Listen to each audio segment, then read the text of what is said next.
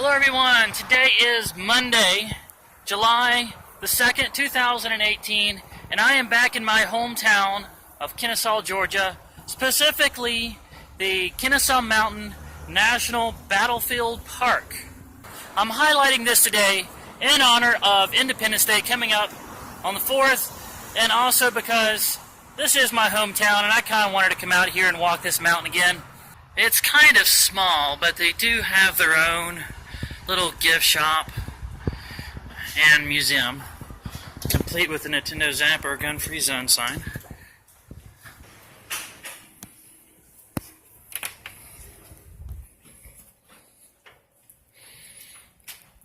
Now this museum relies mostly on, as you guys are seeing behind me, photograph cutouts. They have very few actual artifacts in here, but still a lot of good stuff to read. A lot of information to absorb, and if you've got a few hours and you like Civil War history, this is a fantastic little hidden away place to go to. They've even got a little theater in here that plays an educational video on a loop about the Battle of Kennesaw Mountain. I think I may have mentioned a little bit of this history when I went up Lookout Mountain in Chattanooga, but out here at Kennesaw Mountain was the Confederates' last big victory before Sherman finally made it around them and made his way to Atlanta and burned Atlanta down. That is, all except Marietta, which there's some local lore reasons for why he left Marietta alone, which I will get into later on. Like I said, in Chattanooga, Sherman was doing this cat and mouse game with the Tennessee troops. He would flank them and go around. The Tennessee troops would back up, try to get in front of him again.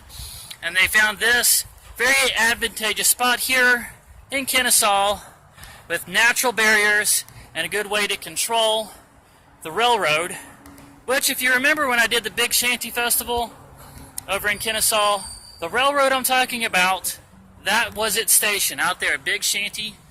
So late June 1864, right here in Kennesaw, Sherman tried a direct attack, which was very far against his nature. He was a lot more strategic, likes to flank, but he tried a direct attack on Johnston's troops, embedded out here in Kennesaw Mountain, and lost handily. But it was not enough to stop him entirely. And he went on to go burn Atlanta down, which that Battle of Atlanta is depicted in the movie Gone with the Wind, filmed in Atlanta. But enough of that. Let's get to the nature trail and walk up this beautiful mountain. As mountains go, it really is kind of hard to call Kennesaw Mountain a mountain. It's not a very high mountain, and I can walk to the top of it within an hour. I've done it many times. But there's still a very pretty view from the top. So I'm going to hit the bottom of the trail now, start heading up there. According to this marker right at the head of the trail, to get to the top is only 0.9 miles, which puts me at 1.8 miles all the way to the top and back. That's almost half of what I did going to the top of Pilot Mountain, so there should be no problem.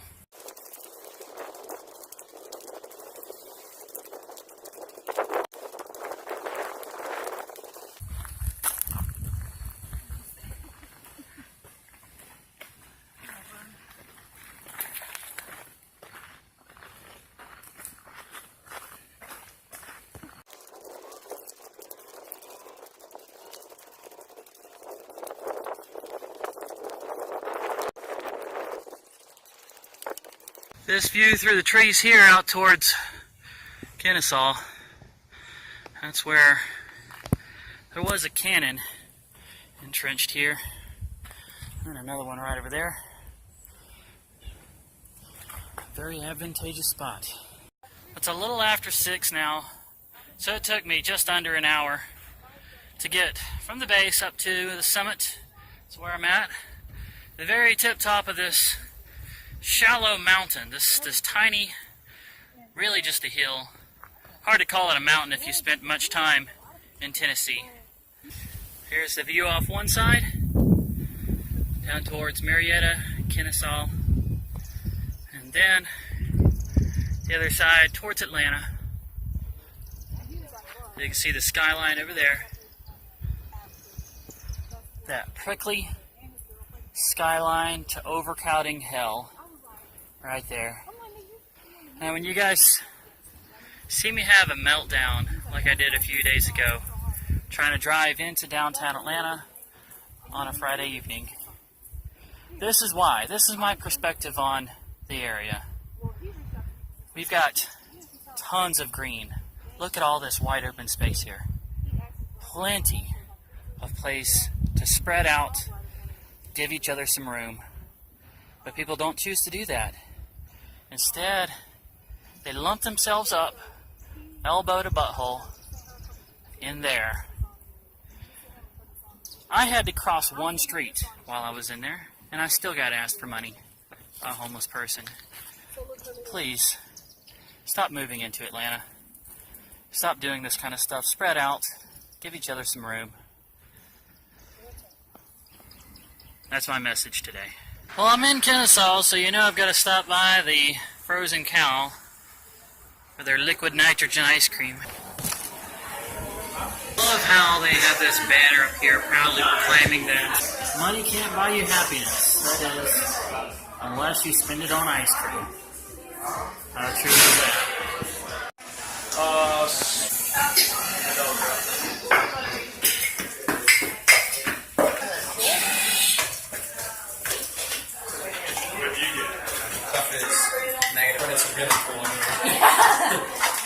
Oh, I got a cheesecake brownie. Alright, there you go. Enjoy, have a nice day. I went with the birthday cake this time. Awesome. Being as I am back in Kennesaw right now, just finished my ice cream, this puts me right in the same area that I was working the Big Shanty Festival just a few weeks ago. And when I was talking about the Big Shanty train station, that's it right there. It's not really a train station anymore, but that's where it was back in the 1800s. And then across the street is the Locomotive Museum that houses the actual general. And I'm going to be working right out there on that intersection tomorrow afternoon at the Kennesaw Salute to America. So before I do all that, I'm going to take the chance and fly the drone around. This is going to be my first time flying it around in an area that's not like a park or a yard or a campground or something like this. There's actual cars, buildings, there's actual risk. There are obstacles and there are risk. But I feel pretty confident, now that I've gotten a little better at flying this thing, that I'll be able to pull it off.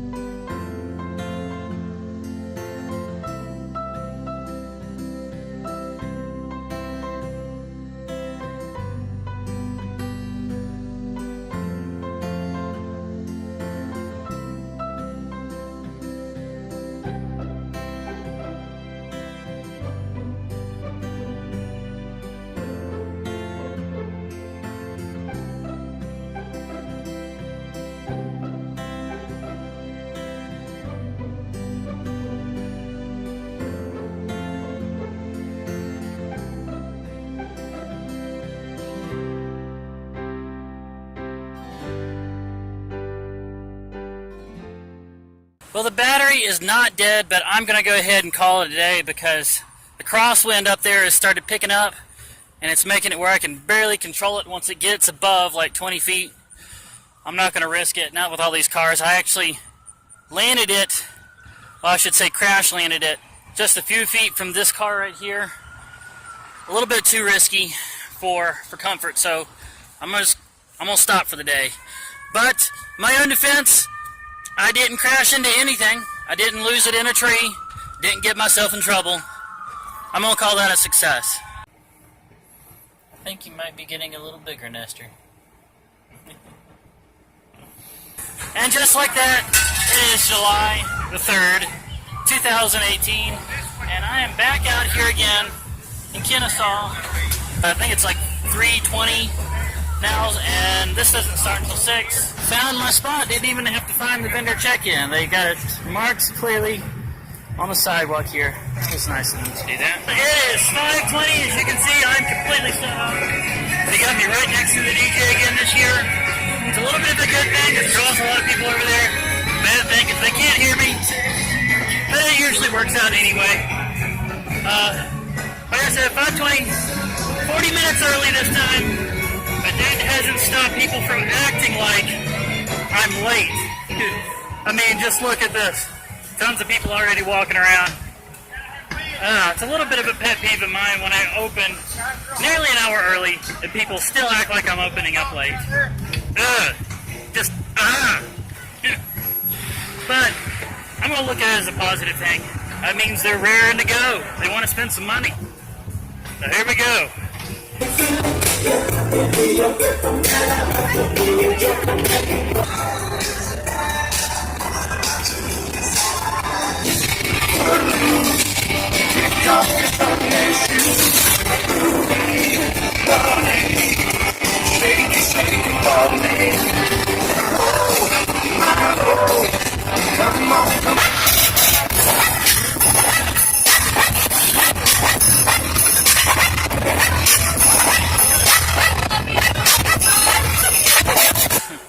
Well, it's about 11 o'clock now. It was a busy day. Once again, I love busy days. But, second time in a row, it's a setup and a breakdown in the same day. So it's now time to take all this and get it into there. And just like that, we are done. Today was a hot one, guys. It was so hot out there today.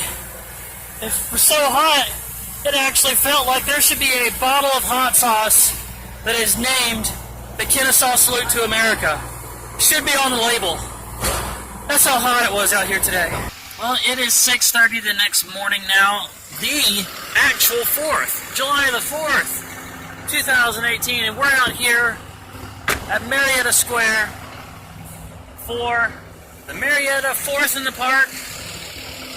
Probably the 4th time I've done this, pretty sure it is. This show is put on by JRM Management, and as far as event organizers, they're one of the best. They also organized the Big Shanty Festival, and you guys remember how much I enjoyed that. That was until it was cut in half by the rain, but JRM had nothing to do with the rain. So let's go ahead and get checked in. In true JRM fashion, they're providing us with a free breakfast starting at 8 o'clock. So it was also really nice of them to provide us with this nice parking deck. Well, it is 8:10 now. We got the inflatables over here inflating.